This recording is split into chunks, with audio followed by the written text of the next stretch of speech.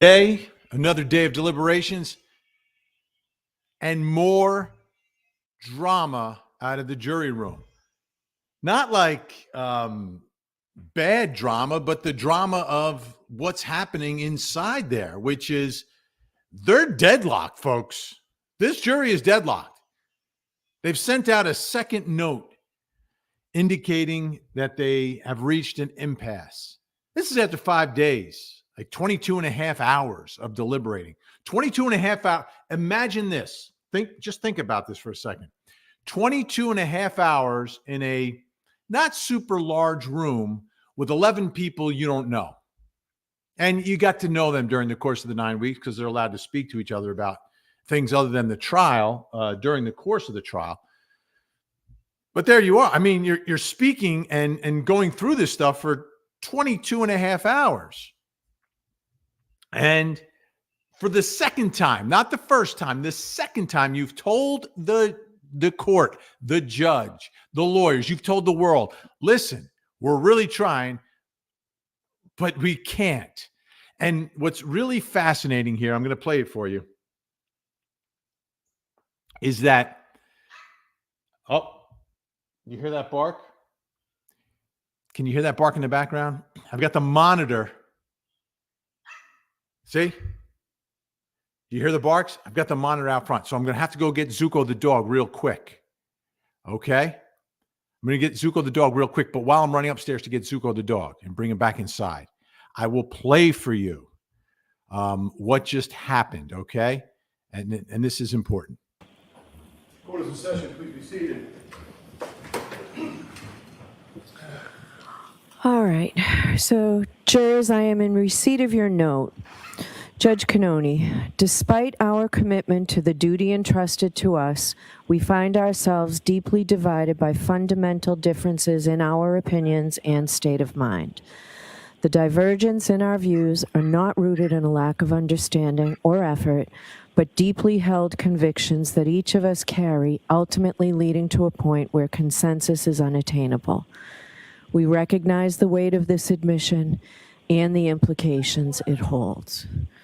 So, Mr. Foreman and members of the jury, I have an instruction for you.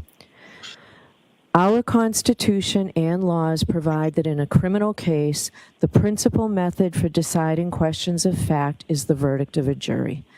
In most cases, and perhaps strictly speaking in all cases, absolute certainty cannot be attained, nor is it expected. The verdict to which each juror agrees must, of course, be his or her own verdict, the result of his or her own convictions, and not merely an acquiescence in the conclusions of the other jurors. Still, in order to bring 12 minds to a unanimous result, you must examine the issues you have to decide with candor and with a proper regard and respect for each other's opinions. You should consider that it is desirable that this case be decided. You have been selected in the same manner and from the same source as any future jury would be selected. There is no reason to suppose that this case will ever be submitted to 12 persons who are more intelligent, more impartial, or more competent to decide it than you are, or that more or clearer evidence will be produced at another trial. With all this in mind, it is your duty to decide this case if you can do so conscientiously. In order to make a decision more attainable, the law always imposes the burden of proof on the Commonwealth to establish every essential element of each indictment beyond a reasonable doubt. If you are left with a reasonable doubt as to any essential element of any indictment, then the defendant is entitled to the benefit of that doubt and must be found not guilty on that indictment. In conferring together, you ought to give proper respect to each other's opinions and listen with an open mind to each other's arguments.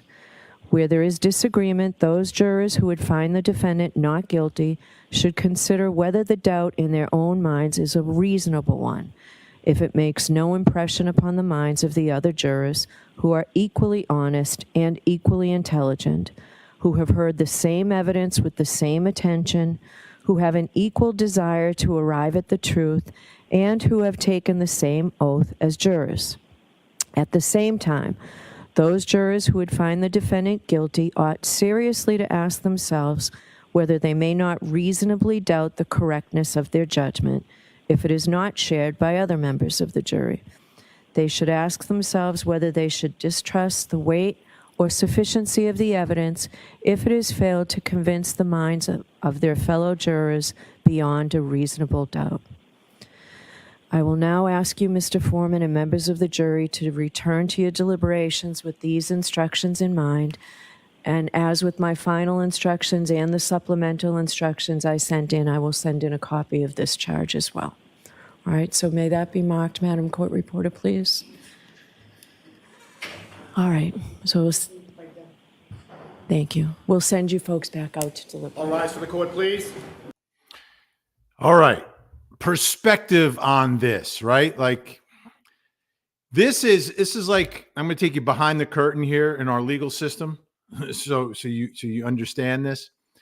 This instruction given by the judge, it used to be an instruction that was much stronger, almost forcing and compelling a jury to reach a verdict, which ultimately has constitutional issues, right? You can't force a verdict. Here's the problem, right? And the dirty little secret is that's what our system tries to do. Like when people don't agree, we try to get them to agree.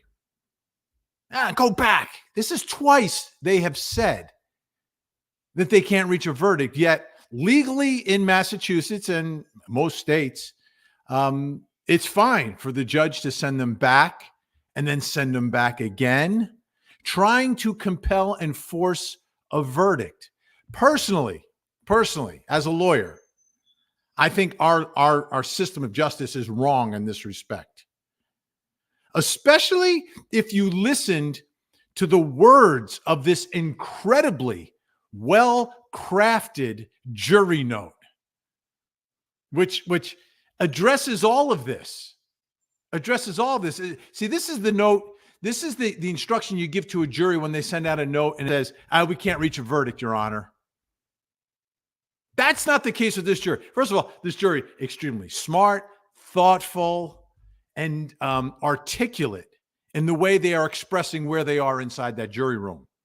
And we don't know what the split is, right? We don't know what the split is, but what we do know is on the outside, just read the comments. There are people locked in on both sides. There's people locked in on both sides. People have seen all the evidence, absolutely locked. So if the public who's watching this is like locked on both sides in the comments. Now, I've gone through the polls that we've done, and the polls lean incredibly not guilty, but it's not 100%. And it takes 12 people. So, even if what's happening inside there is consistent with the polls, those people are locked in. Where is the room?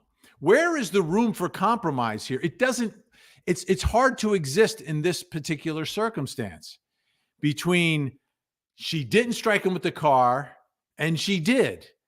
Like, what's the there's no compromise. So people in the not guilty camp right now, what sort of compromise would make them think, all right, she hit him, but she really didn't hit him? Like, no. Like if she hit him with the car, then it's something that's been listed there. Now, for the people on the guilty side, there is actual room for them to compromise, to say, okay, maybe it's not the top, maybe she didn't intend it, or maybe it was the alcohol. You've got different levels of guilt here, but on not guilty, there's just one. And in a case, if you have the majority on that not guilty side, then it's difficult to get all of them to come over. If you had all these people, if in fact you had like 10 on the guilty side and 2 on the not guilty, you might be able to slide a couple of them over for a lesser charge, right? Maybe think about, maybe, she did have those drinks, etc. You can get her on this one down here and you could compromise. That could still happen, obviously. But I think if you have a majority of people, like in the polls, like in the comments, like in social media reaction around the country and locally, if you have that overwhelming majority of people in the not guilty camp, how can you get them over? And then the people who are on the guilty camp, how are you going to get them all the way over to not guilty? Like if they think she's guilty of the top charge, how do you get them all the way over to not guilty? You don't. And would a majority slide over to their side in a lesser count? Because that's what happens in compromised verdicts. They kind of meet in the middle. This is a tough one. A lot of times there's cases where someone's charged with possession of a weapon and for using that weapon, right? So the compromise might just be the possession of the weapon. We can all agree to that, right? So that's why this is tough. People are dug in. But what offends me is that this jury instruction, if you go back and forth between all of the things that the judge is asking this jury to do in the jury instruction, they addressed in their note, and which is their second note saying they're deadlocked on day 5. And at the time, I think it was 22 and a half hours. So, like, come on.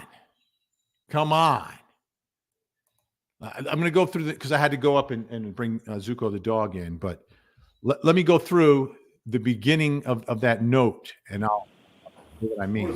You listen to it together, because their note addresses all these instructions. That's All why. right. So, jurors, I am in receipt of your note. Listen, Judge Cannoni, despite our commitment to the duty entrusted to us. okay, they're acknowledging the duty that they have. They're acknowledging that they're in a position to make this decision. They've acknowledged that. We find ourselves deeply divided by fundamental differences in our opinions and state of mind. Fundamental differences. In other words, those fundamental differences, I would think would apply to what happened here. We have fundamental differences as to what happened here. Okay, and this is what they believe. And remember, in her instructions, the judge is saying, well, you don't have to not believe what you believe, right? Because the jury instructions, this instruction has been controversial through the years. They used to call it the dynamite charge because it would be a way to, boom, knock that jury into a verdict. And, overwhelmingly, it would end up being a guilty verdict, by the way, which is why it was challenged in the courts, and it had to be watered down because it wasn't constitutional. I would argue in these circumstances, I know it's the law in Massachusetts, so they're going to do it. Like the defense is conceding they're going to do it. But think about what this note says and then what the instructions are telling the jury to do. They've already done it all. The divergence in our views are not rooted in a lack of understanding or effort, but deeply held convictions that each of us carry, ultimately leading to a point where consensus is unattainable. Deeply held convictions. They are using the instructions words. This is a smart jury. Because the judge says, well, don't disregard your deeply held convictions. The jury's just told them, we have deeply held convictions. That should be enough to just end it. I know no one wants to end it. I know the law allows this Rodriguez charge in Massachusetts. I get it. Both sides conceded. This is where we go. But really, I'm taking a step backwards and looking at our system of justice and how it treats very conscientious jurors like these jurors who have spent, months inside that courtroom, right? Have put their lives on hold for this. And they've tried. But everyone who has watched this trial and listens to the evidence knows that there are two completely different versions of what really took place here. And we know the public reaction people have, very deeply held convictions just in the comment section. And now the jury is saying that is exactly what we have.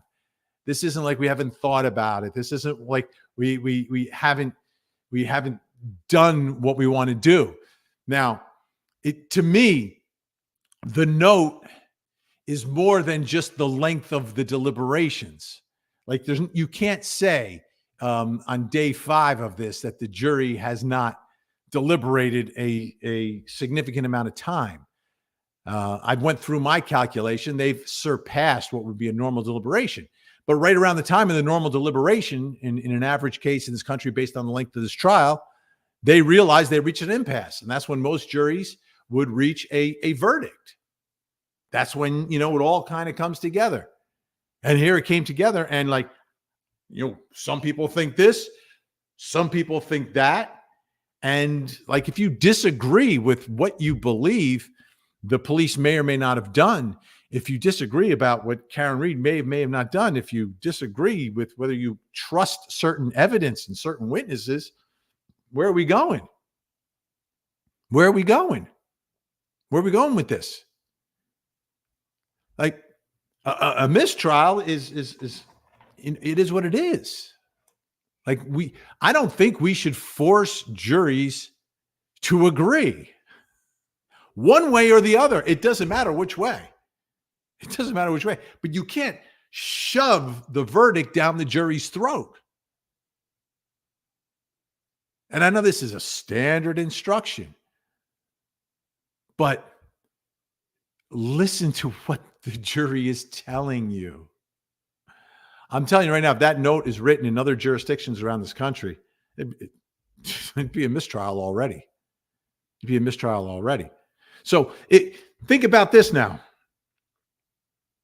Think about this. If now the jury comes back with a verdict, which could happen, I'll concede 1,000%. It could happen. The jury could come back, right? It's not outrageous to believe. I'm just checking. I gotta stay on top of text messages from work, etc. But it's not outrageous for them to think they could come back. They could come back. It could be an 11-1. It could be 10-2. And then the two are like, all right, the judge isn't going to let us out of here. We're never going to get out of here. All right, we'll compromise. To me, that's not why you should compromise. But you see, this is the dirty little secret of the law, right? You hold them hostage until they reach a verdict. They keep sending notes. We can't agree. Go back. We can't agree. We wrote this amazing note. Go back. What the law wants to do, right? And what courts have allowed trial courts to do is sort of hold the jury hostage because they don't know the rules. Does this jury know that if they send out another note, they're gone? Do they know that? Because that's pretty much what's going to happen here, I believe. I can't imagine sending the jury back again after these two notes. But does the jury know that? And we don't tell them the rules. So what we try to do in our system of justice is hold them hostage and make them compromise and come to a verdict because our system doesn't want to try the case again. I don't think that should be the driving factor. And we'll all and they use the magic words, your deeply held convictions, the standard of proof. They do all that.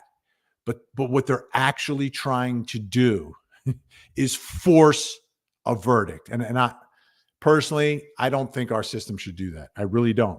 If this jury can't agree, they can't agree. And guess what? Try it again. Do a better job. Do a better job next time.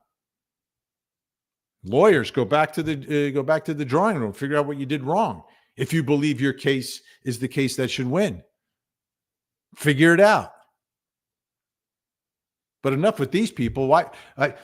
If you get a verdict now, you gonna trust that verdict more or less? I trust it less.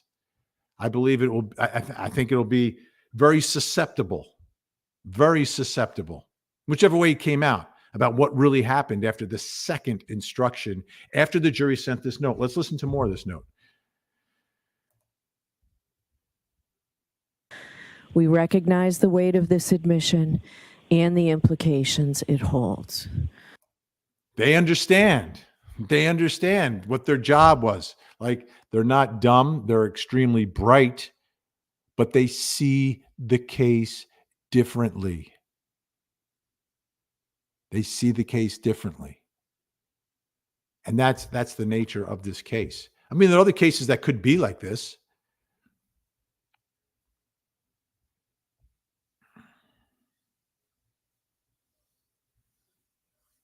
I don't know if they know to send another note. I don't think they know. We don't tell them that. You don't tell them that. And it's obviously it's difficult on everyone. It's difficult on a defendant who believes they are not guilty. It's difficult mostly on the family of the victim who this lingers and hangs over their heads. They don't get any sense of justice at the end of the day. And for prosecutors, you got to try the case again. To me, prosecutors doesn't matter. They got to go to work every day anyway. This is what they do. All right, they either try in this case or you're trying another case. Just get to work, get it done. You're the ones who brought the case. Bring the case with enough evidence to convince the jury beyond a reasonable doubt, period. That's your job. Bring a case with enough evidence to prove it beyond a reasonable doubt. You wanted to prove this case, Lally. You should have gone out and found an expert. Like, not the guy who testified, but like an expert who could explain to the jury what happened here if you believe in this case.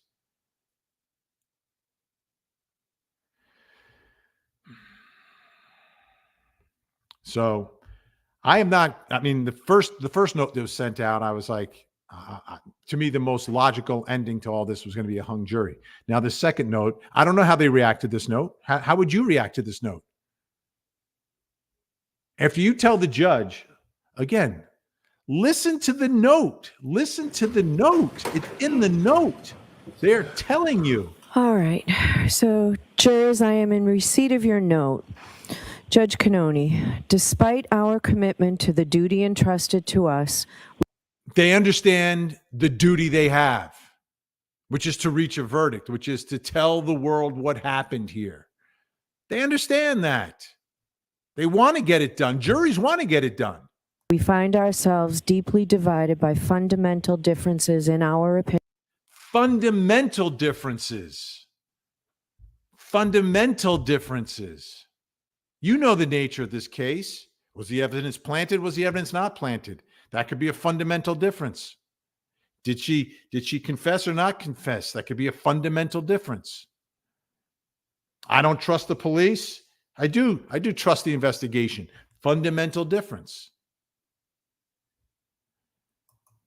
Opinions and state of mind. The divergence in our views are not rooted in a lack of understanding or effort. They understand the jury's instructions, the judge's instructions to the jury. They understand the issues in the case. They got it. Like, there's nothing you can say that can help us.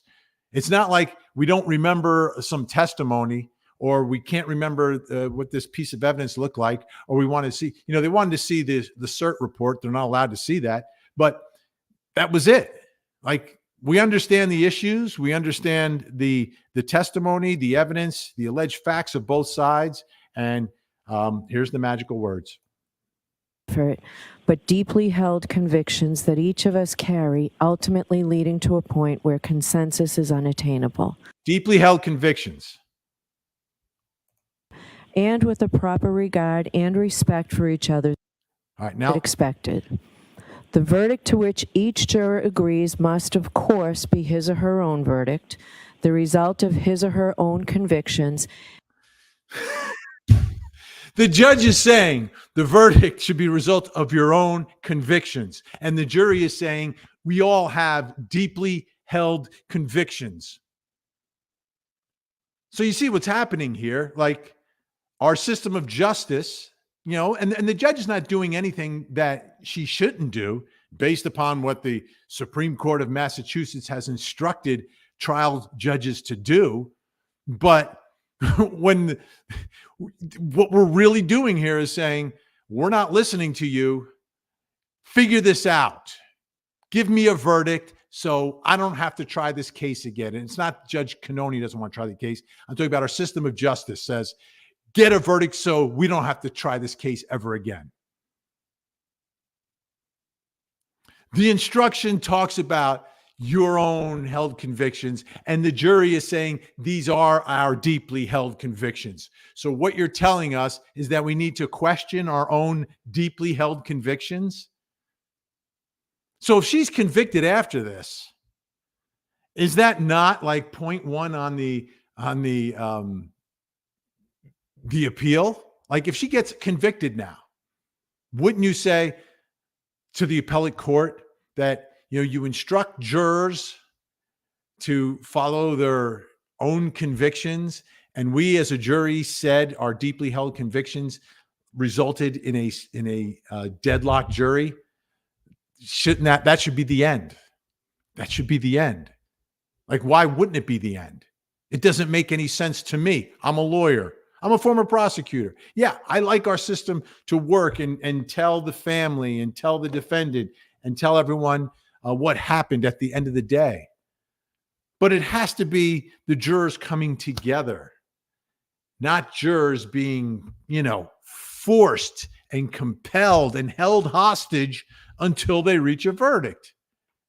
Because we all know, and that's like where our system of justice looks the other way.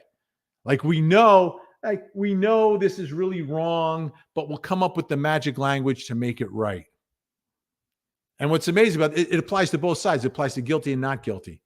So you could force this jury to send someone free when you had, 1, 2, or 3, whatever the number is, of jurors there who really, in their own convictions, believed that she was guilty.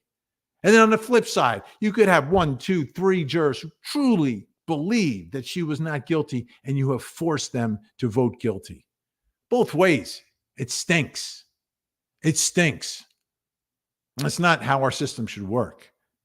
All that language is great if they just send out a note that says, hey, we're deadlocked. Especially if they do it, like I've seen it, like after an hour and a half, a jury did that. And that's like, okay, come on, guys, get back in there. You got a little more work to do. This is over 20 hours, 5 days. And then for the lawyers on both sides, like the defense, very confident throughout. But I always came back to this. I said, how confident can you be when 90% of the people who go to trial, 80 to 90% of the people who go to trial get convicted? Like, I think your confidence always has to be tempered to a certain extent, just based on the raw numbers, right? So for the most part, anytime the defense gets a hung jury, they consider it a victory, and they'll take a victory lap after this. But in their hearts of hearts, this defense team thought they won the case. Now they still could, right? The judge has set them back, so they could. But I'm saying, right now, at this point, they felt that they had it won. Did the prosecution ever feel like they had it won? I don't know, because they didn't speak, and that's fine. They don't have to speak, but we heard and we saw. We heard and we saw.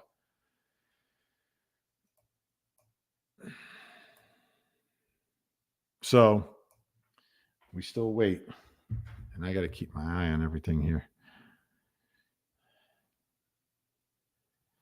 Let's take a look. I just have to 1 second. I just have to respond to this really quick for my show tonight at 8:00. Will we be talking about a verdict? Will we be talking about a deadlocked jury? We shall see. We shall see. Okay. All right. I'm going to get to some of the comments here. By the way, we're streaming live on Facebook, YouTube, Twitch, and X. If you're on X, please re-X us and make sure you're following me. If you're on Twitch, you know what to do, because I don't. Sorry. I got to spend more time on Twitch. YouTube, subscribe, but like, and hit the notification bell. Facebook, follow and share. Thank you so much. All right. Thank you to Gen X, Melly, and Frankie Figs for keeping law and order inside the chat room here, as we continue to see and wait for what this jury does. Here's Dina Marie. Why weren't they sequestered? I feel like one of the McAlberts got to one of the jurors. I wouldn't be surprised. Most juries are not sequestered. Most juries not sequestered. All right. AD, Sporty Vinny looking good. Thank you. Sporty Vinny. Yep. Little, workout this morning. All right. Cindy, welcome, Cindy. Your first live. Always late. Thank you, Cindy. I'm glad you made it on time today. Oh, my goodness. Zuko, my dog, made Kimberly's dog bark. No way. Oh, wait. Marky, no way is Zuko your dog's name. No way. I thought we had the most unique dog name ever. Marky's got a Zuko too. All right. Welcome to everyone. We've got Facebook. We've got YouTube. Let's see who else is commenting here. I'm looking for some Xers. I'm looking for those Xers to comment. Those comments from X. So it's funny, in a lot of the cases on Court TV, at the end, our experts say, I wouldn't be surprised if this was a hung jury on a lot of the cases we cover, right? On a lot of the cases we cover, but most of them there is a verdict. Once in a while, you get one where there isn't. This one, and Yobi today with an L1. If there was one juror voting guilty and I was one of the 11 not guilty jurors, I would go on every news station to tell everyone about that person. This is interesting, right? And thank you, Yobi. Will this jury speak afterwards? I don't know. This is the kind of case. It's such a local controversy. The jurors may just want to scatter afterwards. The last time I covered a trial here, it wasn't that way. It was a spousal murder. No one was feeling sorry for the convicted killer. So most of those jurors spoke afterwards. I think all of them did afterwards. But this one, I don't know if they're going to speak. But if it's 11-1, it's 11-1. It's 11-1. And sometimes, sometimes you find out the split. Sometimes you don't. Sometimes the judge will ask afterwards. I don't think this court, this judge, and again, Massachusetts, I don't know what the limitations are. We cover trials in every state, so it's hard to know and remember exactly what every single state does afterwards. I know, in some of the states where the judge will speak with the jury afterwards. I'm going to speak with the jury after a verdict or a hung jury. But I think it's important, though, for both sides to know what the split was, because that could impact negotiations or deals or a decision whether or not to try it again. But I mean, that letter from the jury was very, very compelling. Very compelling because the magical words, deeply held convictions. And that's what we instruct them to, that's what the verdict is based upon, is your own conviction. We don't instruct them to compromise, but we attempt to make them compromise by holding them hostage. That's the way our system works. Again, not this judge, but it's overall, because this will happen in many states. Now, there are some states where you send out 2 notes, it's over. And there's some states where you send out a note like that, it will be over. Not Massachusetts. Massachusetts, very particular. We knew from the beginning they wanted to do this special charge that they have. So it was going to happen no matter what. You're not going to call a mistrial until you read that instruction. Now, once the instruction's been read, now it becomes a discretionary call really for the trial judge. It's always a discretionary call for the trial judge, but it'll be up to her. Jackie M. Hey, Vinny, are you surprised the jury's hung? Is there a limit to how many times the judge can send them back to deliberate? I don't know Massachusetts law if they've put a number on it. I don't know if they've put a number on it in their case law, but I think, and I've spoken to folks from up there, that they send one note, you send them back. They send another note, you give them the special charge. They send a third note out, 3 strikes, you're done. If they went back, that would shock me. That would shock me unless there was something in the note that was different than the prior note, like Judge, blah, blah, blah, blah, blah. We've reached it on one count, but not another. Da, da, da. What should we do? Which is possible. So there's most states that there's no like written limit. There's just the practice of it. And it's a combination of factors specific to that case. And you notice on the record, every time they come out, they put on the record how long the trial was. And the longer the trial, I think the more leeway it gives them.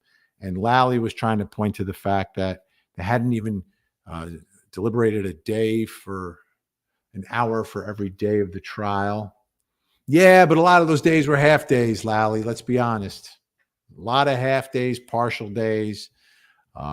In this case. So, we say 9 weeks, but it really wasn't 9 weeks. Thank you, Jackie M. All right. Looks like the fan is still spinning.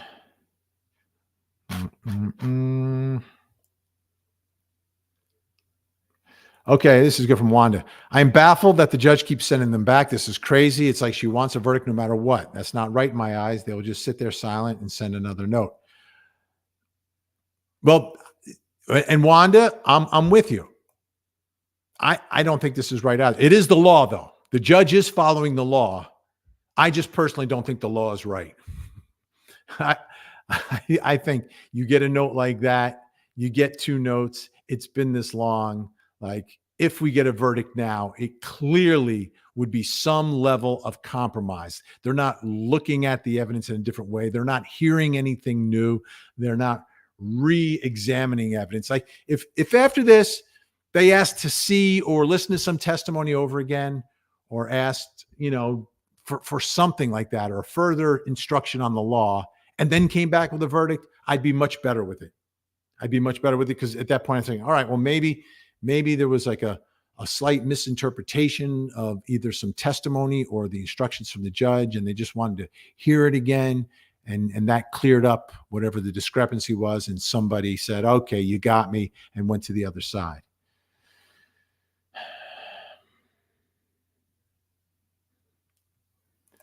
Make lemon trees on Mercury. Aunt Bev tried to manipulate this whole trial. Half days off, uncertain jury instructions, changing jury, appointing a foreman, allowing objections, nonstop from one side with no reason. At the end of the day, and I'll give you insight, like, judges want verdicts. Judges also want verdicts that will stand up on appeal. So that's why they try to follow the law as best they can, without completely upsetting things and appearing to be favoring one side or the other. The half days and the days off, my understanding is on a lot of those days, if not all those, the judge is handling her other cases. And here's the tough part for a judge when you have a 9-week trial, is that your entire docket of other cases continue. They continue. Now, in some states like New Jersey, they'll only do court 4 days a week, because then the judge has to do all the other motions and sentencings and violations of probation and all the other issues that come up in all the other cases on his or her docket. So I believe in a lot of these days, the judge is just doing her other work, because you've got all these cases, and we're still feeling the effects of the COVID shutdown. So the backlogs are horrific. So there's a lot of people who, have a first appearance, a motion to dismiss, a motion to suppress, some sort of hearing. Someone's going to plead guilty. All these things have to continue to go on while you have the trial, which is why judges like people to work things out, number one. And number two, when they do go to a trial, they want it to go to verdict. And our system knows that as well, which is why our system, again, I believe, is doing a little wink, wink, nod, nod. Yeah, give them the Rodriguez charge, but make sure that you vote based on your conviction, even though you've just said that everyone's deeply held convictions have led to this impasse. All right.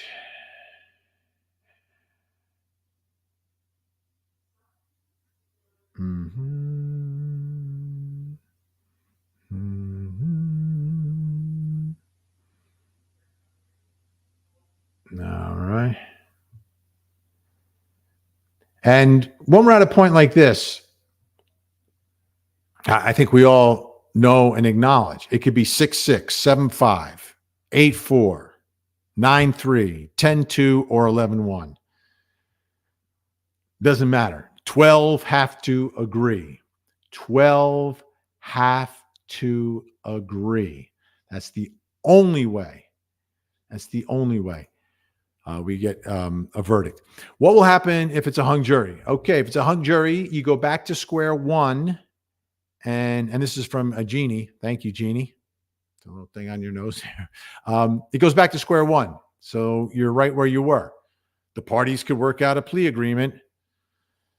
They can file more motions against each other, and then they'll set a new trial date. They'll set a new trial date, and they'll do it all over again from start to finish.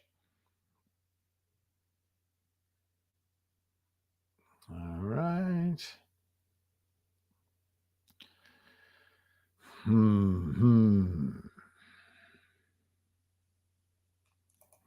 Okay, 6-6 split. Vinny, what happens next? Will jurors get to speak? Well, we don't know if it's 6-6, but yeah, jurors get to speak. Jurors are told they can speak, but they don't have to speak.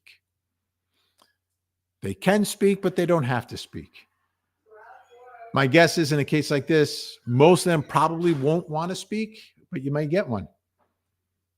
You may get one or two that will reveal what was happening.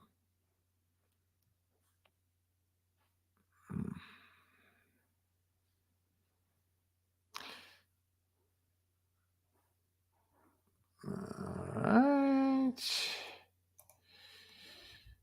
Fundamental difference equals fundamental bias beliefs by guilty jurors. So Yobi, I guess, believes in not guilty and really believes in tracking down pictures of me from back in the day. Look at that. Look at that throwback. Thank you, Yobi. It's appreciated.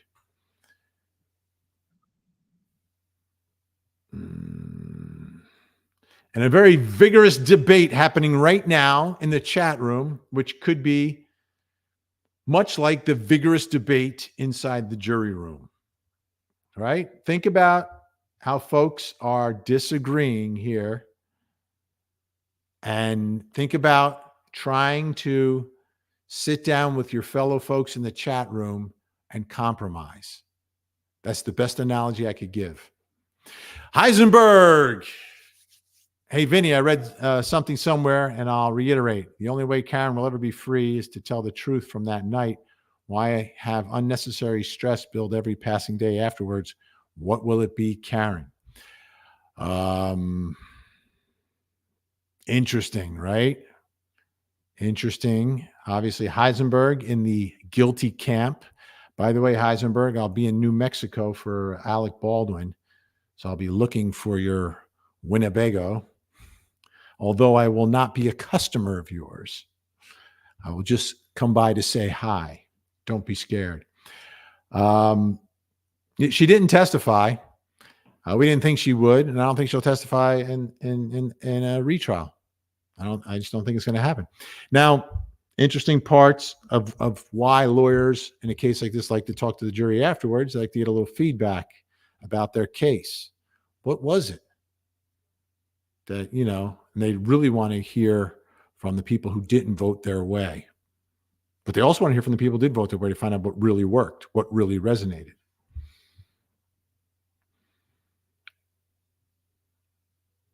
You see, our system is set up for 12 people to reach a verdict, right? It's not a bench trial. If it's a bench trial, just one person has to make a decision. So you never get a hung jury when you have a bench trial where the judge decides. But we don't do that in this country. I mean, it was set up in a very specific way to avoid that. Now, a defendant can choose that, but you're entitled to a jury of your peers, which just means people from the public who the court believes are unbiased, right? So they come in, they listen to the evidence, they make a decision. They are the finders of fact. In this case, there was a huge factual dispute about how the evidence was found, where it came from, when it got there, what the injuries meant, and whether or not this investigation was done properly or improperly. I mean, those are disputes of fact in this case.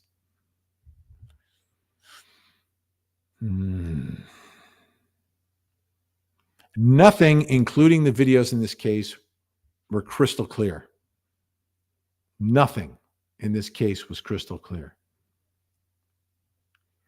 But there was enough for either side to prove their case.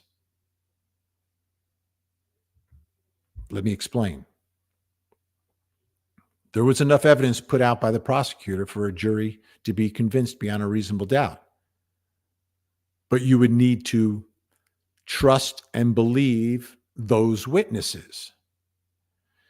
There was clearly enough raised through the experts and some of the cross-examination that there were problems with this case that could easily raise a reasonable doubt.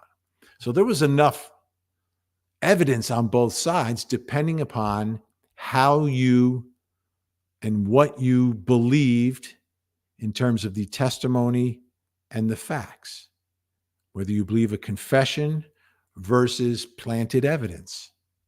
It's there. It's there, much more so than most cases, which is how we got to where we are. And, you know, all those people who attacked me for allegedly sitting on the fence, well, guess where the jury's sitting right now? Where's this jury sitting? Right now they're on the fence.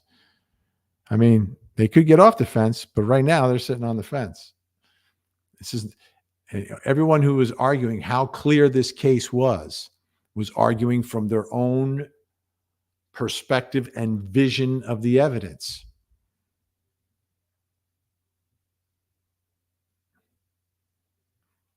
It's tough. You have to, I have to really rack my brain to remember a case where people were so convinced on opposite sides. And I'm not saying even numbers of people, but people so convinced on opposite sides. Like a lot of times, because most cases end in convictions, right? There's like these reasonable doubters that are out there. These reasonable doubters who, I don't really, No. These aren't reasonable doubters. These are like people with their real convictions of what happened. So it's a little different than our classic reasonable doubter who could kind of maybe be swayed a little bit. They just didn't prove it kind of deal. Like their interpretation of reasonable doubt is different than other people's. This one, I think, is much different because people are truly believing one side or the other's version of what happened to John O'Keefe. All right. Dawn. Vinny, aren't the jurors always sent back at least twice? No, not in the cases I've covered on Court TV. I don't remember what state it was. But there was definitely, and this one's pretty, I don't know if it's pretty recent, but within like the last 4 years on Court TV, there was a case where the jury sent a note and they sent another note and it was over. Two and done. Depends upon the judge and the state law. We're over 9,000. Thank you, everyone, for tuning in. Thank you, everyone, for tuning in today. It is appreciated. This is a tough spot for the court, for the judge, because, I mean, they kind of know that the only way at this point you get a verdict is if someone compromises. Like, we know that based upon the note. And that's not supposed to be exactly how it works. Like, jurors are allowed to compromise, but we don't tell them that, but we force it, which is what our system is doing right now in this case. My belief. It's legal according to the Massachusetts law. Like, there's precedent for all of this. But like, if we're really sitting here being honest, the jury's deadlocked and the case should be over. If we're being honest, because if the jury comes back one way or the other, there are people who have compromised their deeply held convictions. And we never instruct them to do that. We never instruct them to do that because that would not be constitutional. Right? Wink and a nod. Wink and a nod. See, that's the thing. These are the things I can say now because I don't practice law anymore. I don't have to worry about going in front of a judge, yada, yada, yada. A lot of lawyers won't necessarily say this. I often on my show on Court TV try to get attorneys to admit certain things about our system. And, they give me a smile, but they will not go on their record admitting any of this. But this is a black eye on our system right now, trying to hold a jury hostage for a verdict. And again, not this judge, but the system, the appellate courts, the Supreme Courts, allowing this to happen. I just don't think it's right, but it's legal. It's legal. Raven, what should Massachusetts residents do about the Massachusetts State Police and this whole debacle? My family is law enforcement, and we are so embarrassed. I believe that the only disinfectant is transparency. Transparency is the only way you gain trust. Think about it. Anytime there's any sort of a public, public controversy, right? Something, a big public scandal. The way to clear it up and try to regain some level of credibility is complete transparency. If you don't have the complete transparency, then the lack of trust will be there. That's just the way it is. And I'll look at it this way, an extreme example, Johnny Depp and his image and everything else. Like, if he tried to say that he, didn't do drugs and didn't drink and all those things, if he tried to minimize, he kind of admitted it. He had to admit it. But that was part of the transparency in that particular case, where Massachusetts State Police has to be very transparent, extremely transparent, as much as they can within whatever rules or guidance there is for, employees, employee records, and union regulations and all that, right? There's going to be some level of limitations that are just inherent in the system, but they need super transparency because it's a matter of trust. It's a matter of trust. And the other members of law enforcement, like your family who's in law enforcement, needs that, right? You need the public to trust you. And that only comes through transparency. Like real transparency, not fake transparency. Thank you, Raven. PMD, who's enjoying a nice cup of coffee today. I've been rewatching Testimony. Do you think John's brother has changed his mindset on what could have possibly happened? No, I think the O'Keefes are all in that Karen Read is responsible. I believe that. I absolutely believe that. That would shock me if I heard something to the contrary. But we've been shocked before in this case, but I believe that they are all in on Karen Read being responsible. Thank you, PMD. Frankie. Thank you, Frankie. Frankie. Charlie, my paisan marinero. So, what do you think the Massachusetts Supreme Court can do Nothing. They're not going to change. Nothing's going to change here. It's been watered down enough that they feel like this retains the constitutional protections for everyone involved. These instructions that they give, they've gotten the stamp of approval of the appellate courts. So nothing's going to change. I do think, though, like based upon this jury's note, that I would appeal it.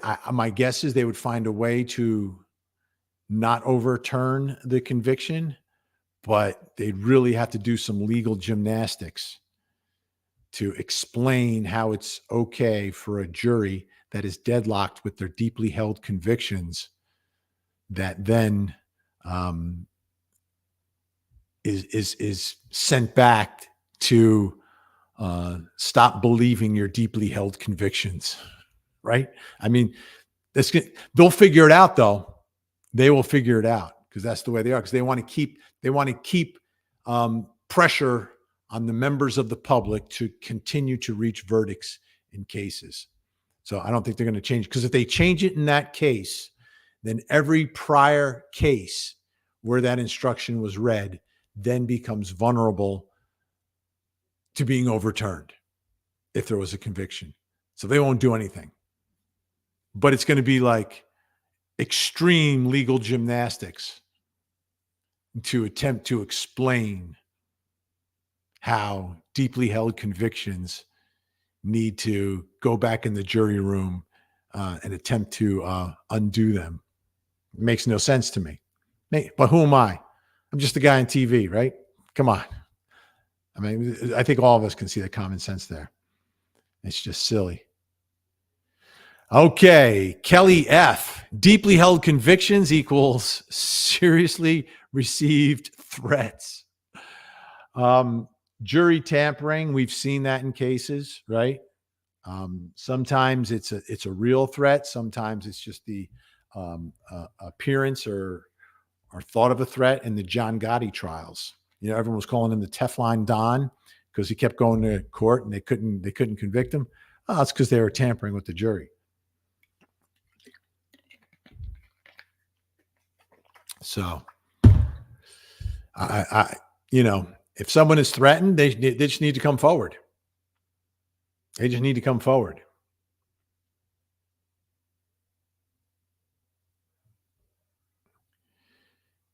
If you're a juror and you've been threatened, you can send the judge a note. I don't know. That's a tough spot. That's a tough spot if you are actually threatened. Now, obviously, we don't know if anyone's been threatened. We know in the Gotti case it did happen, though. There was no magic to the lawyering there. It was all about getting to the jury. By the way, I mean, just like sitting in a mob case or a gang case, it's got to be nerve-wracking for jurors. Knowing the tentacles of the people sitting in those defendants' chairs, that even if they get convicted, those tentacles still reach outside. Jennifer Mayer, beyond a reasonable doubt, shows Commonwealth didn't prove to some members of the jury, to one or more members of the jury. Could be 11, could be 1. But you are correct. But a hung jury is not reasonable doubt. It's not the only time in some jurisdictions where a split is a win for the defense can be at the penalty phase. Not in Florida. Majority rules down there. But in the penalty phase of a case where you're facing the ultimate penalty, if there is a split, in those cases, it's an absolute win for the defense. Like that's a loss for the prosecution. At this phase, it just means you start from ground zero. So defendant's still presumed innocent, and it's up to the prosecution to move forward with trying the case. Thank you, Jennifer.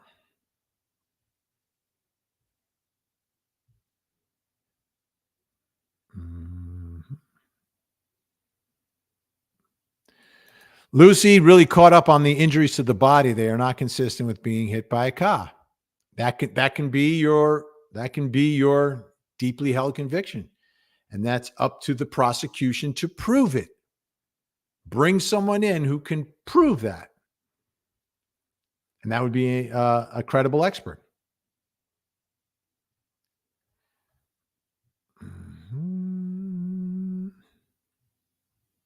All right, rolling through. We got a lot of comments today. Lori. Is it Lori Gal? She said, I hit him. Not what did Hughes do to him? Hughes. Lori, breaking out some Jersey talk. Right. So this can be a deeply held conviction if you believe that there is a confession.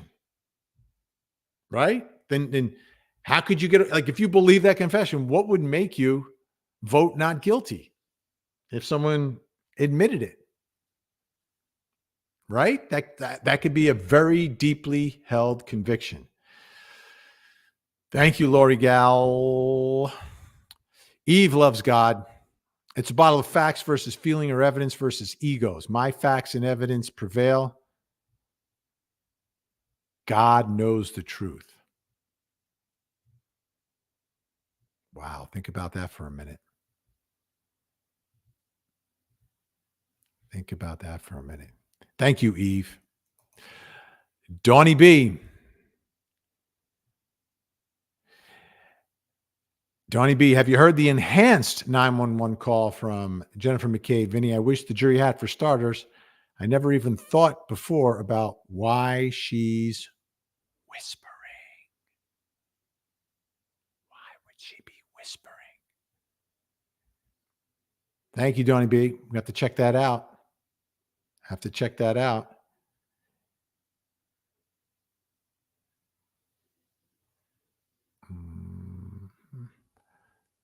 Oh, this is an interesting one, right? Did I lose it? Oh, here we go. Lula C. Vinny, how could she hit him if she was at his house 12:36? Commonwealth said OJO was killed at 12:45. I think that was in the open.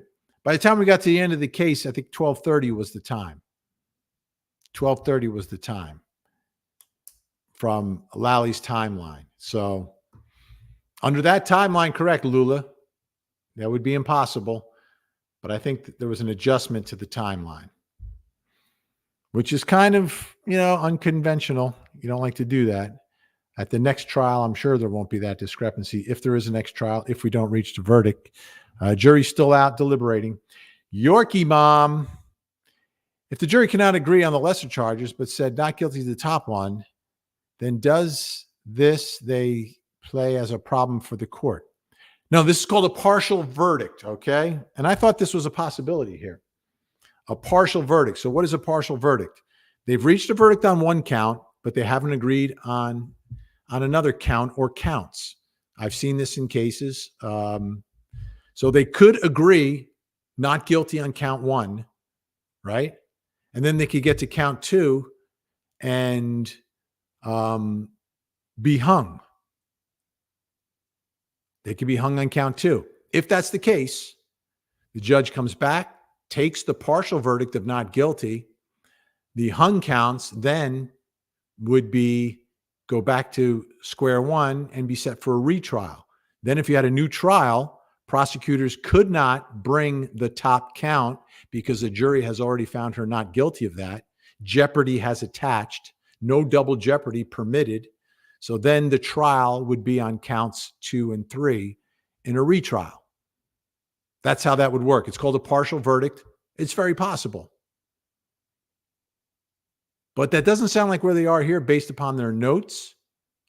But if a jury did do that, if that became their compromise, then yeah, maybe. But it wouldn't be over, but the top count would be done. And they're permitted to come back with that type of a partial verdict.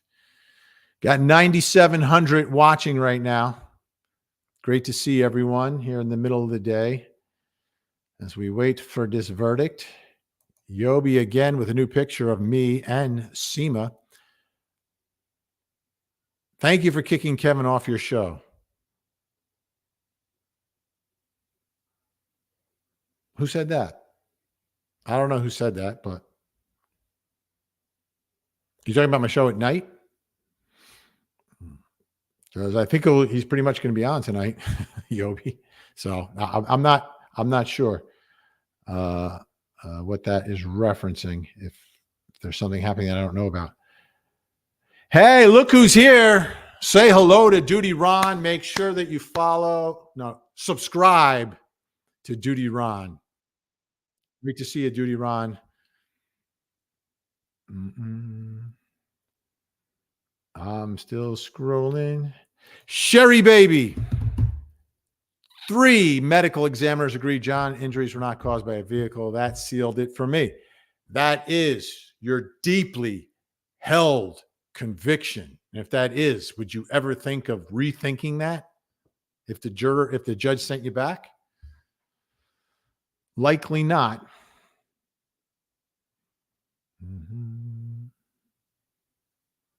Makeup Mobster, didn't Jody Arias have a hung jury in the second phase? Vinny Politan, yes. I'm going back in time trying to remember. Yeah, she was found guilty. Yeah, and I think in Arizona, you were allowed to have 1 second chance. And then if the next jury in the penalty phase was split, it was over. If I recall Arizona law. Again, every state does it differently. I try to keep it straight in my mind. But yes, that did happen. But in some states, if they don't and the problem with retrying the penalty phase in a case is that the new jury doesn't know all the facts. So you basically have to sort of try the whole case, even though it's just about the penalty. And Billy Rice with the best reminder today, keeping us all grounded. Thank you, Billy. A jury can do anything. Yeah, they can do whatever they want. They can. They can come to their conclusion however they want, any legal way, not like paying each other off or threatening people. But here we go. Look at this. This is interesting. Danielle Shasha, I think, am I saying that right? Shasha, finally caught alive following in Ireland, but that just doesn't look like an Irish name to me. But it might be. I don't know. Shasha. Almost sounds Italian to me, but maybe that's just because I took Italian. Anyway, Danielle, I'm glad you're able to catch us over in Ireland. June. Hi, Vinny. It was so obvious she wasn't going to testify. She wants to speak but not be challenged. Beliefs aren't debatable, religious ones. June is always very philosophical. Appreciate that. Michelle L. Maybe Proctor got the pieces of taillight wet, so they multiplied like gremlins. Would that be reasonable to believe? Look at that. She says that with a straight face, almost a straight face, right? Almost. Thank you, Michelle. Oh, we've got an X comment. Aaron watching on. Vinny, what if there is fear of retribution with a guilty verdict?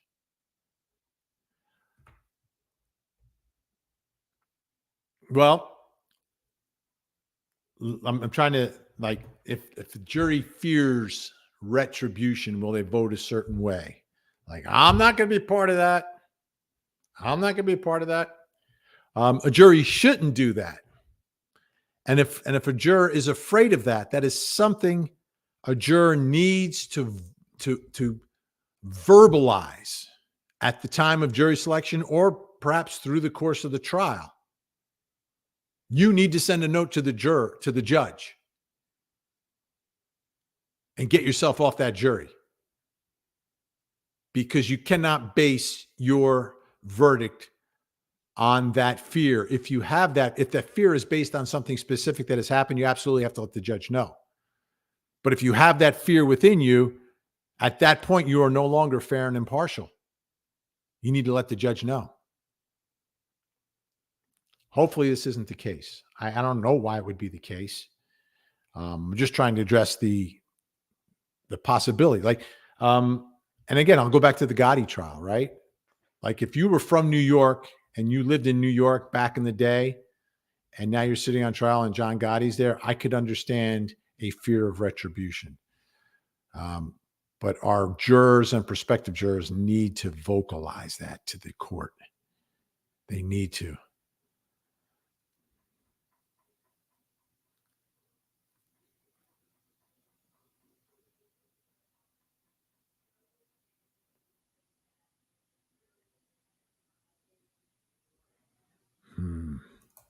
Frankie!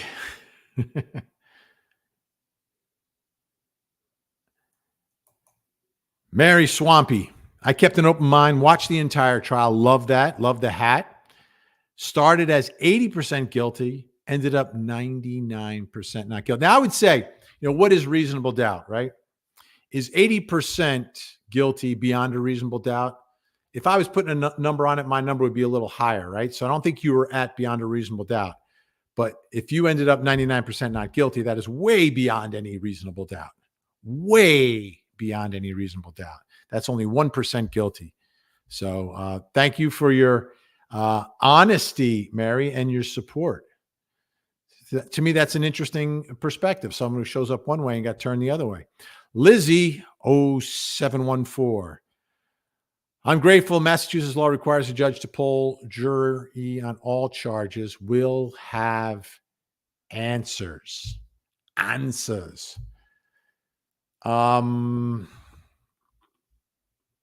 Does Mass law require a judge to poll the jury on a hung jury?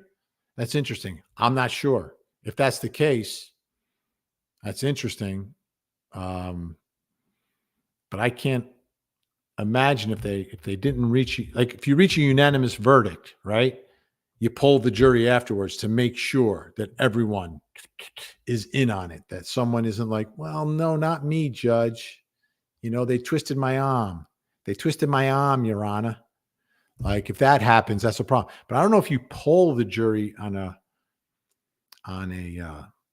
hung jury, deadlocked. I'm not sure, Lizzie. But if that's the case, that would be eye-opening for sure. I couldn't imagine doing that in open court. Like I just could not imagine that. I don't think that's the law there. Marisa, is it true? This would be Bev's second hung jury in a row. Well, there was a case last summer that was hung, and then it was retried to a conviction. So that's my understanding. So second big trial.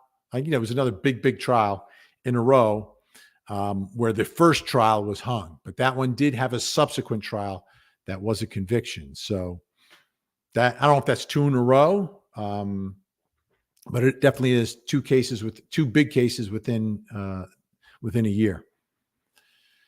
Yobi, Kevin, I like that picture of me. Where'd you find that? That's a good one. Kevin insinuated the FBI was working with the defense. The FBI is not working with the defense. The defense, like there was a federal investigation, and then the results of that investigation were open to both sides. Now, there have been some allegations that the defense was reaching out to the feds to do something. The defense has said, no, we didn't. So that's where it's at. That's where it's at in my mind. And I couldn't imagine the defense, the feds working with someone representing an accused cop killer. Like, where would that come from? It'd be strange, but thank you, Yobi. Bliss GB. Can the judge forcing them be used for mistrial? No, like I said, Bliss, like this is me speaking. Like this is like me saying what our system of justice won't say out loud. okay, which is what I believe is really the truth of what's happening now, is that they're being held hostage and presumably attempted to be forced to come to a verdict in a case where they've been very eloquent in explaining where exactly they are in this case. It's all legal. It's all absolutely 1000% legal, the process that has taken place here. I just disagree with what appellate courts have said about this issue. And historically, this instruction was much stronger, and it's been watered down through the years because of the constitutional problems. I feel like they still exist. And I also feel like it's not fair to the jury and the members of the public. Like, you come in, you do your job. And now you're basically asking us to change our deeply held convictions. And I don't think that's right. I don't think that's right. And you can disagree with me, because if you disagree with me, you'd be right if we went in front of an appellate court. So what I'm saying is not with the majority, and is not with case law and precedent in this country.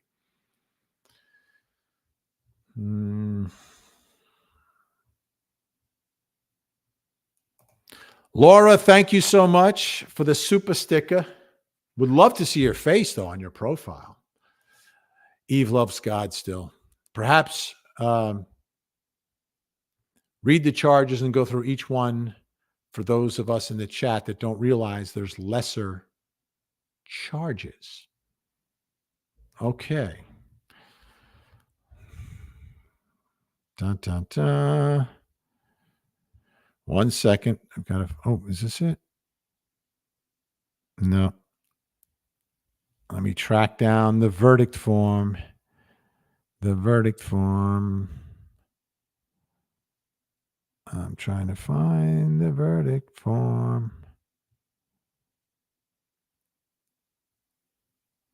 That's the wrong trial. Yep. I got to find it. All right. I'll keep looking. Eve. We'll go through it. Mm-hmm.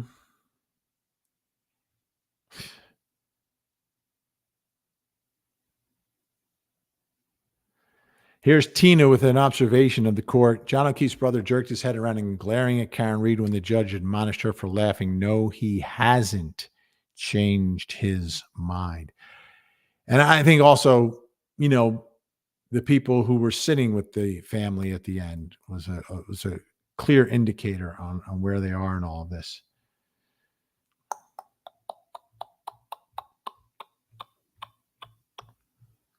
All right.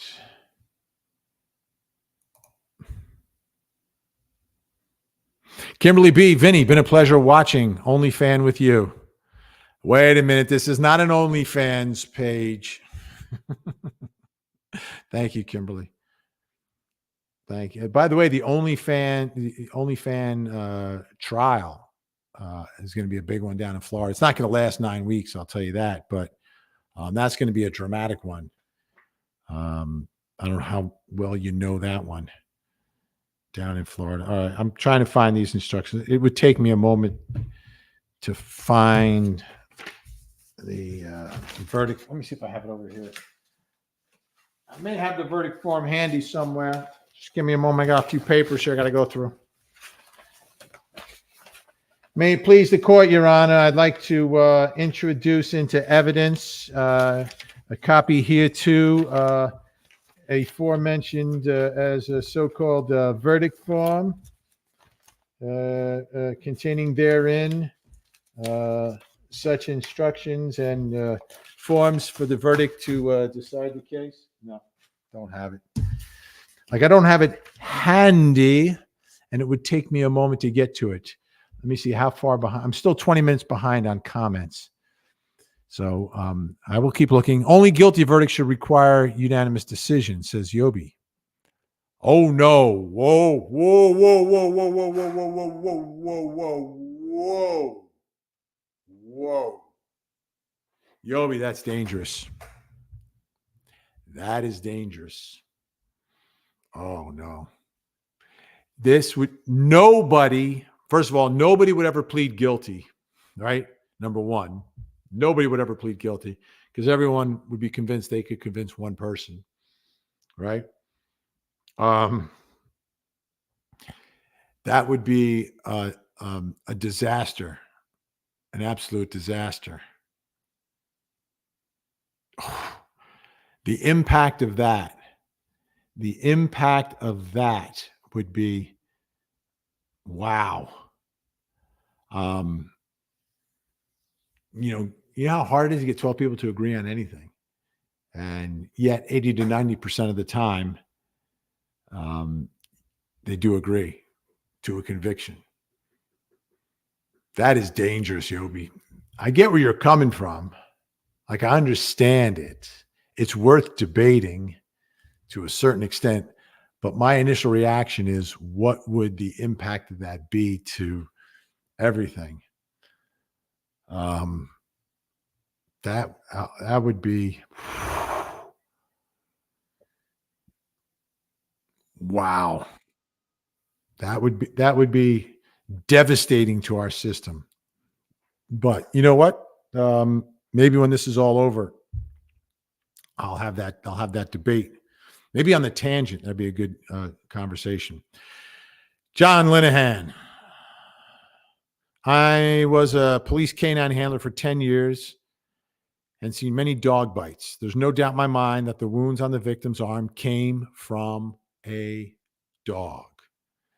And if that, ladies and gentlemen, is your deeply held conviction, could you be swayed from that to no longer believe that, or believe that and still swing over to the guilty column?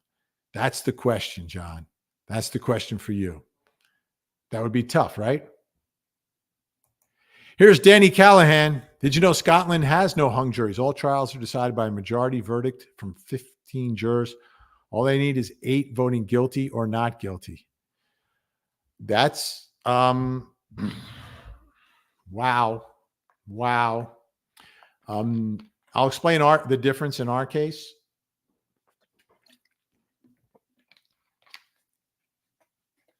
That's our civil cases are like that, where it's about liability, no liability.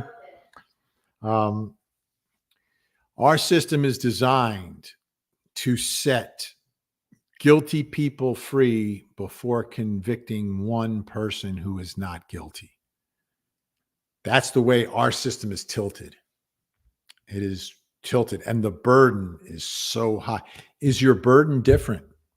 Is your burden beyond a reasonable doubt? I'd be interested in that as well. But for a guilty, imagine being found guilty 8-7, which means one person really made the decision. If you think about it, like, I know 8 made the decision, but one changed one person's mind. Wow. Yeah, that's a different system. You may have, and their criminal defendants may have more rights on their appeal. I don't know. Our system is set up that once you get a conviction, it's difficult to overturn it. I know some other European systems, you get convicted, you have just as good of a chance on your appeal. Like the appellate process is easier in other convictions. But because to be found guilty is so difficult in this country, it kind of flips when it gets to overturning that guilty verdict. Thank you, Dan, for that. I love that. June, maybe she hit him with a screwdriver. She wasn't precise, scratched him. Car was just additional. Oh. I don't know if they found any evidence of anything else.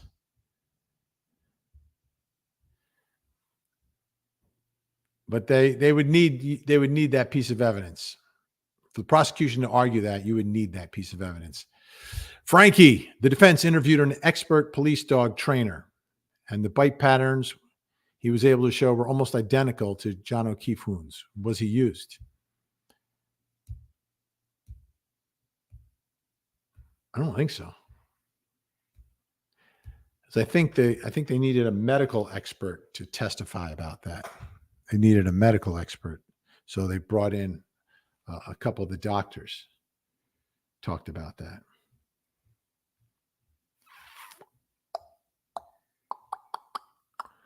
But I have seen a lot of comments from people familiar with dogs, and they just can't get beyond it. They can't get beyond it, and they believe it. So thank you, Frankie. Music to my soul. I love it when you have Emily D. Baker on your TV show, Vinny. I've been following this trial with her. I can't believe the Commonwealth even charged Karen Read. Well, it depends on what they believe. They believe that she admitted to it. Like, if you believe, right? It's based upon, your belief of the evidence. Like, if you believe that she admitted to it, then you're likely going to charge her for something. How they got all the way to that top charge, I think, is another debate. Melly, like. Class is in session. Always learn so much from you, Vinny. Thank you for you. Wicked smart. Thank you, Melly. Melly's keeping law and order along with Frankie Figs and Gen X in the chat room. I know they are busy. They're all over the place. You bump into them wherever you are in the true crime space, right? And we really do appreciate. I really appreciate what they do. All right. Let's see. Who else do we have here? Oh, another X. Brainwashed people here, says Jill Bodine.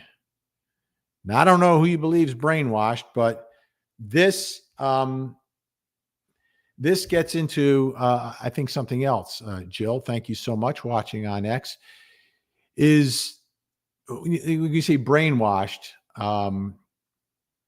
I'm just going to take it in a slightly different direction because I think there's a little connotation with brainwash. But I think what you're seeing are a lot of people who are dug in, right? Who are dug in the way they view the evidence in this case. And regardless of which side you dug into, you dug in. We've got protesters and counter protesters. Do you think anyone in either one of those camps would ever see the other side? Right? Like at this point where we are now, like early on, people are learning things and maybe something changed your mind, blah, blah, blah. But now all the evidence has been put out there and you are dug in. What is going to make you change your mind in the way that you saw the evidence in the case? Right? Do you think if we locked the protesters and say we took 5 counter protesters and 5 protesters and locked them in a room for 28 hours, would they change each other's mind? No, I don't think they would. I don't think they would agree on what to get for lunch. All right, Lori Gal. Vinny, did you see the GoFundMe change for Sarah Boone? Yes, I did. And we're going to do an hour on Sarah Boone on my show on Court TV as soon as we wrap up the Karen Read case. But yeah, that case is off the rails. It's the case that will never be tried. Oh my goodness. Yeah, she's trying to raise money.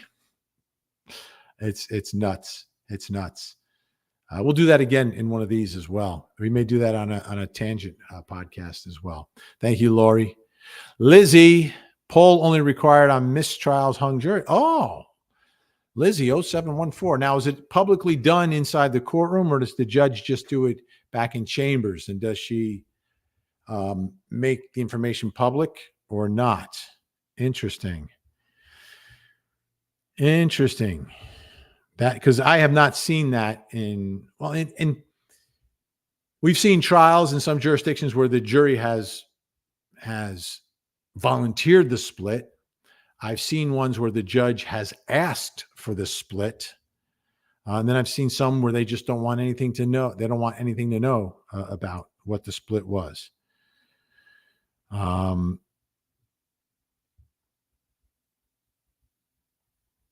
is fascinating. And the results of that will be fascinating.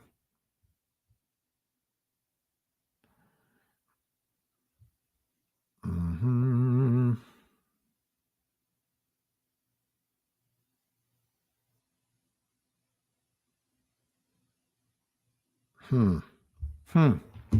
Interesting.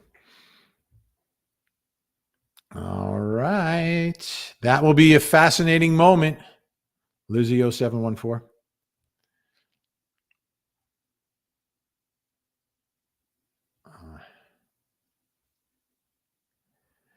Okay. Kelly on Facebook. Vinny, how long does the Commonwealth have to decide to retry this case? The judge will set that time period. The judge will set it. Some judges want to know very quickly because it's their docket, their calendar. Some judges will set it almost immediately. Some judges will say, all right, let's come back after the holiday. We'll have a pretrial hearing. You'll tell me if you're going forward, and then we'll set a trial date or a trial schedule, whatever. I would venture to guess it'll be very quickly. Very quickly. They will have to decide. They may have made up their mind already.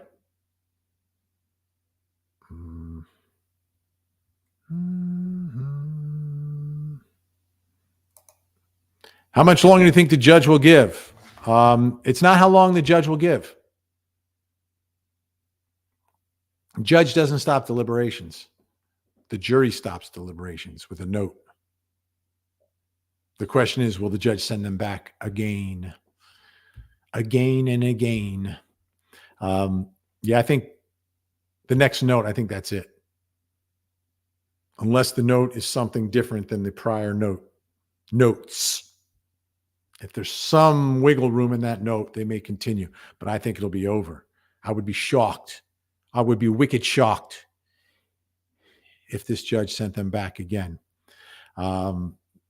I think the only note the judge will send is at 3:15 or 3:30 saying, how long do you want to go today? That'll be it. But a judge does not stop deliberations. Tali Rumba. Thank you, Tali. Hello, Tali. All right. Okay.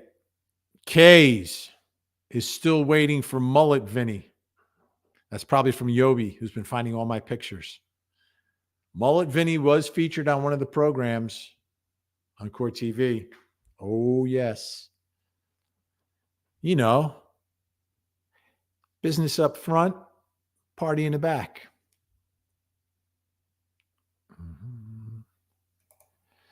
Kevin, AZ Jets fans, Jets, Jets. Thank you, Kevin.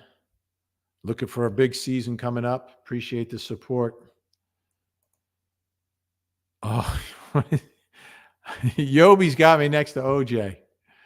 Okay. I'm about unguilty super chat. I feel stupid now.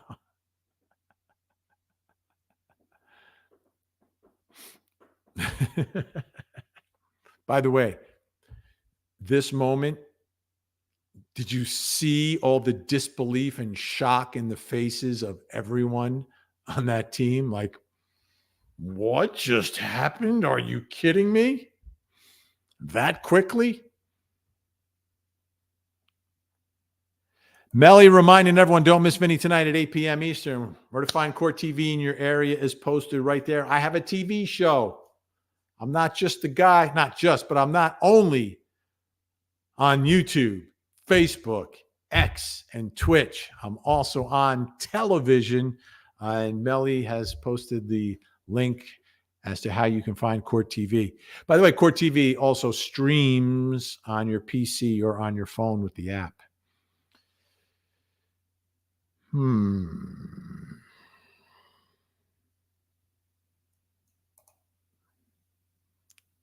Roby 16. Thank you, Roby, from overseas. Much appreciated across the pond. Michelle L. All I've seen in argument of GV are 1, personal attacks on KR, 2, sympathy for JOK family, which must not be considered, 3, ignoring expert testimony. The only arguments for a guilty verdict.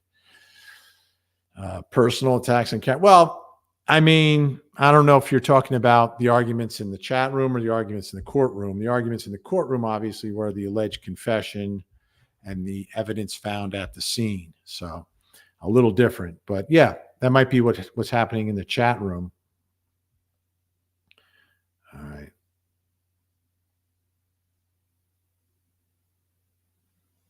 Oh, this is interesting. Law nerd Saf having a cup of coffee. Is that? Vinny, did you know that here in the UK, jurors aren't voir we just get a letter in the mail telling us we're on a jury. Like you're actually on the jury. You get a letter and you're just on. Wow. They don't want to know, like, if you're like, your brother is a cop, or your cousin is married to the defendant. They don't do any of that. They have to do some of that, right? Or it's just the luck of the draw. There's something to that, though. There's something to that. Luck of the draw. Wow. The question, law nerd Saf, is, did you ever get a letter? All right.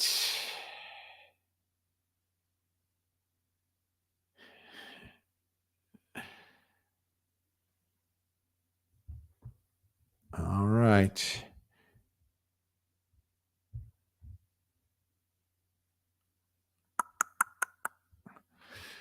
By the way, if you're just joining us, folks, I think you know where we are. We are at the point of this jury's deadlocked. They are deadlocked.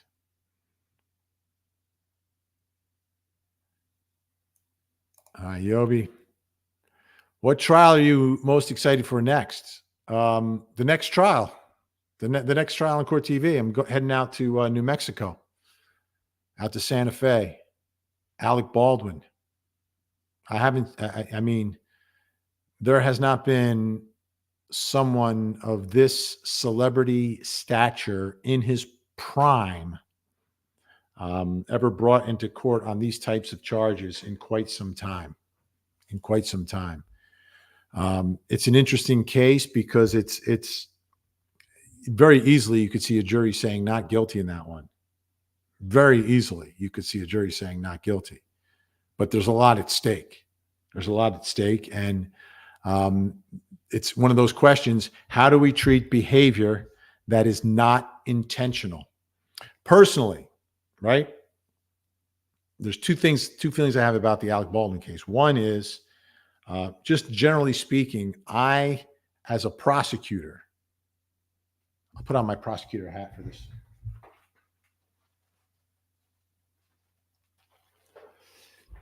I, as a prosecutor, generally do not like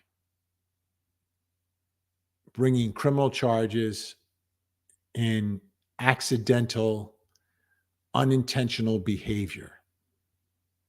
Okay?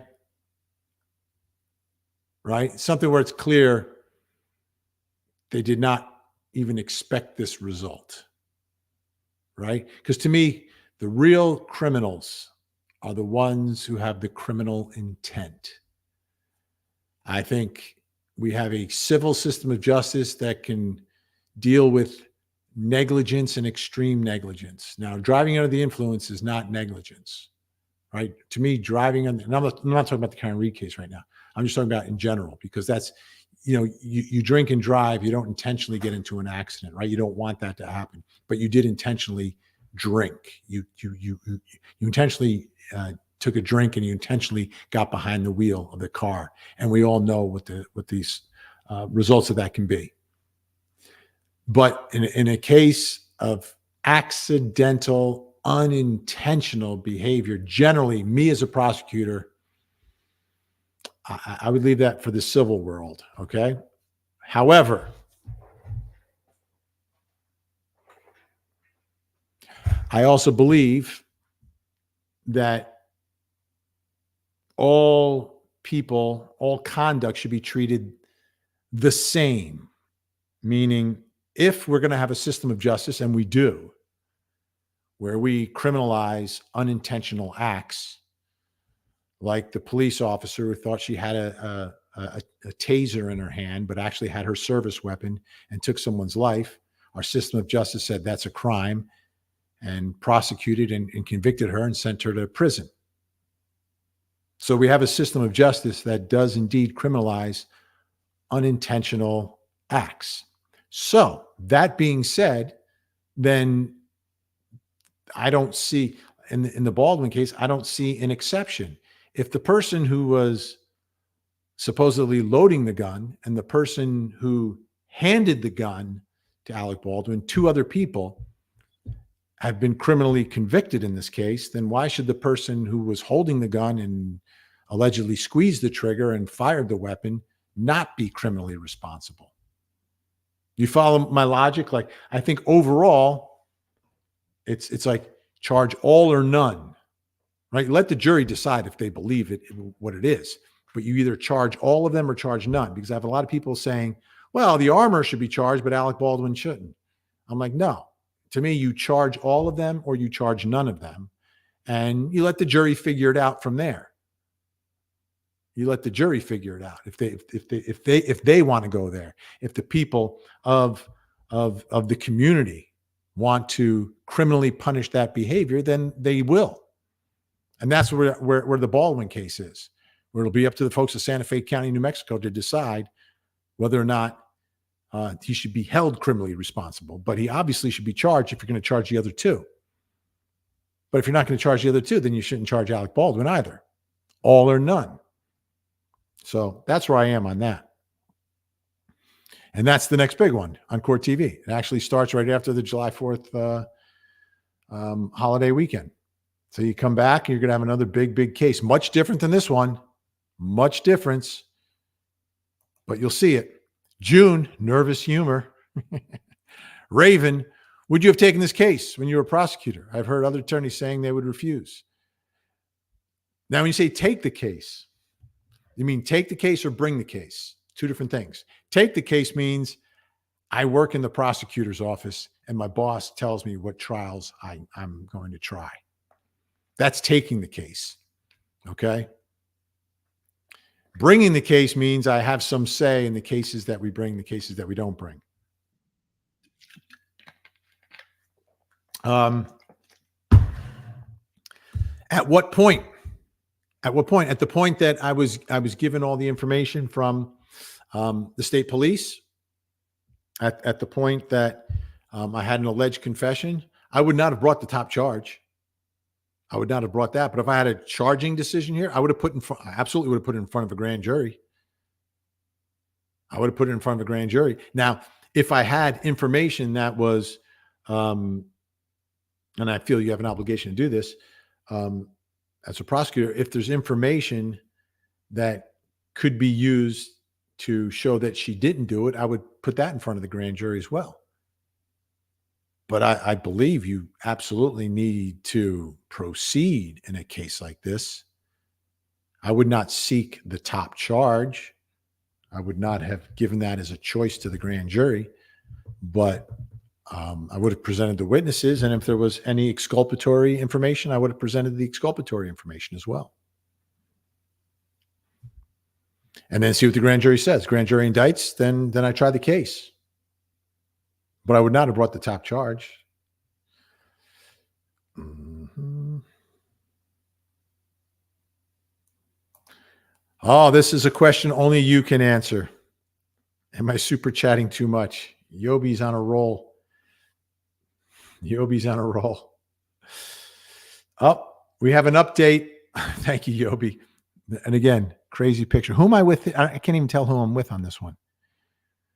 Who are those people? I'm not sure who those people are. But I do have my blue tie on. Mary, Sarah Boone, GoFundMe has raised 0 so far. Someone should donate 1 penny. That would be funny. That would be almost funnier than 0. All right. Carl, what are your thoughts on airing an edited version of the trial, admissible evidence only? Would the jury audience come to different conclusions? Carl, this is interesting because I had a concept for a show that was kind of like this. I think you're onto something here. Not with the general public, but with you pulled in you pull in some folks that aren't familiar with it. But this is a big fact. And Carl, what the point you're making is this jury decides the case on this. The public decides the case on this. Right? So as close as we could be to this jury, we are this far away because there are some things we know that they don't know.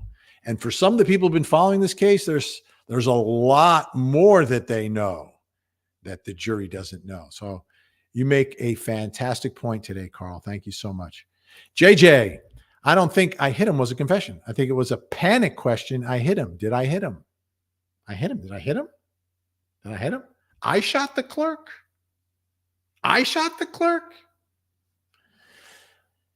Well,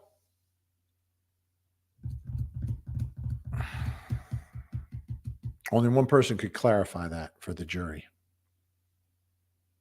if they're confused on this. And that's the defendant.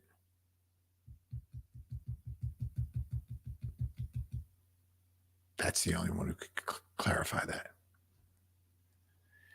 You have the witnesses saying what they're saying and they believe what they believe and they're on the side that they're on, right? So the people who believe they're not guilty, you don't trust them. So to get to was it a panic? I hit him. Could you get an expert to talk about that? I don't think that would necessarily be permissible. We don't have it necessarily recorded. Like there's noise in the background. I don't think I hear that in the background. There's just, and some people are questioning whether or not that is the actual verbiage. Are those the actual words that were said? Which is fascinating. All right. Jury's still deliberating. Wow. How about that? Let me check. I'm gonna see what the jury clock says right now. Right now, Court TV jury clock, which is probably the most precise of all the jury clocks because we stop it when the jury's not deliberating, not just when they go home. So it doesn't stay running all day. So if there's a stoppage in what's happening and they bring the jury in, things like that, we stop it. So we're at 25 hours and 16 minutes right now. That's a long deliberation. No matter how you slice it, dice it, splice it, whatever, we're now at a long deliberation. I said, once we get to Monday afternoon, we're getting on the long side for this. And the only way it stops, remember, is if they send a note. They need to send a note. Gen X is with us, reminding everyone you can follow me on Twitter /X. Wow. Mm-hmm.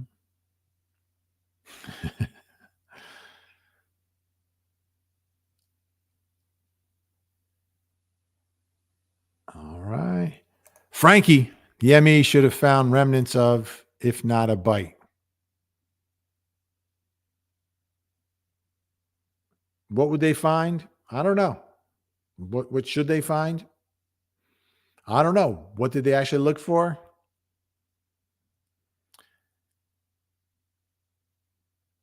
There's a few unanswered questions. And there's a few things that have been brought up by the defense that the prosecution probably didn't anticipate would be parts of this case. Trust me, prosecution did not anticipate this thing kind of evolving the way it did. You're not used to this aggressive a defense. You're not used to the public outcry in a case like you just none of this was expected, and the prosecutor had to sort of react to it. And I think they may have a better. I mean, obviously they're going to change their approach in a retrial if we have one. I don't know how much the defense changes, but I think the prosecution will change. Most retrials are advantage prosecution because you learn from your mistakes.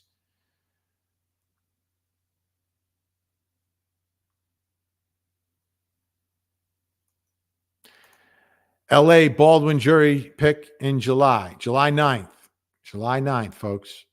July 9 is the day.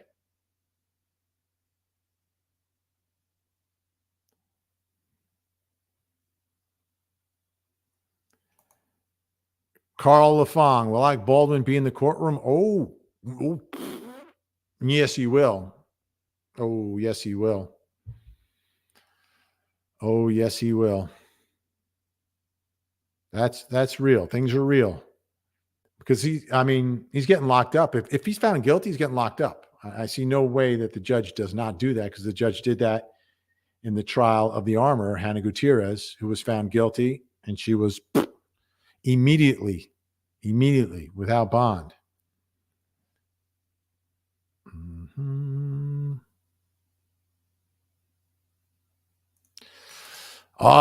Vinny, do you think the Menendez brothers should be released? You were there. Did you believe them? Is there some defendant that have looked so guilty? I don't think they should be released. I do not. I'm not on that camp. I'm not in that team. Even if all those allegations are true, they're both adults. Like, they're damaged adults, but they're both adults. And there was some level of planning. There was some level of hiding what happened. No. Our system doesn't work that way. Our system, and it was the mother too. It wasn't just dad; it was mom too. So I don't think they should be released. I'm not in that camp. I know some new information's come out that dad appears to have been potentially like really bad, like really, really bad. But at the end of the day, these kids were not like locked in a box, right? I think there was some level of anger about some restrictions on what the father did. And like, it's not winning Father of the Year. Okay. He's not winning Father of the Year. Financially, he provided a lot for his family and provided a lot of opportunity, but that doesn't mean behind closed doors, things weren't really, really bad, like really, really bad. But they were all grown up when this was happening, like all grown up within psychological damage. Maybe you feel like still under his control. I get it, but you cannot put the stamp of approval on how they reacted to that problem. I just can't. But great point. Thank you. It's an interesting case. I actually did a whole episodic podcast on that. Court TV did. You can find it somewhere. Look for my name and Menendez brothers. WW coming in late and catching up. But this note from the jury makes me believe 100% that there's an attorney on the jury, which is possible given how well stated and carefully and crafted the language is. The language is it's the most well-written jury note of all time and covers all the things that need to be covered when it's time for explaining where this jury is. But the way this note is written, and then you listen to the instruction afterwards, there's a complete conflict there. All right, folks. So here's where I am. I just want to quickly, I'm going to have to go like a lightning round here. The rest of the, if I have any more super chats I didn't get to, I like to get to all of them. So I appreciate it. Tishku, I 100% believe she hit him, but if I were on the jury, I could not find her guilty. Commonwealth proved nothing. The investigation was a complete disaster, right? Commonwealth has the burden of proof, so you would have to vote not guilty. Yobi, yes, Mount Rushmore. If you were Lally, would you be happy with a hung jury? Yes, based upon the way this case came in, yeah, because I would redo it next time. I'd go streamlined. Second life for the prosecutor would be huge here. All right, I got to all the super chats. Thank you, everyone. Over 9,000 hanging here as we wait and wait and wait. Don't forget tonight, whatever happens today, 8 o'clock tonight, we will take the deep dive. We may need a moment to put perspective on it. We could still be in a jury deliberation. We could have a hung jury. We could be guilty. We could not. We just don't know. We don't know. Only 12 people know, and they're behind closed doors right now. Thank you for watching. Thank you to Frankie Figs, Gen X, and Melly. Working hard. I have to go now, but I will be on at 8 o'clock tonight. And who knows, if something crazy happens, I might be back on here this afternoon. So in the meantime, have a great day. 8 o'clock, Court TV. Please don't forget to hug the kids.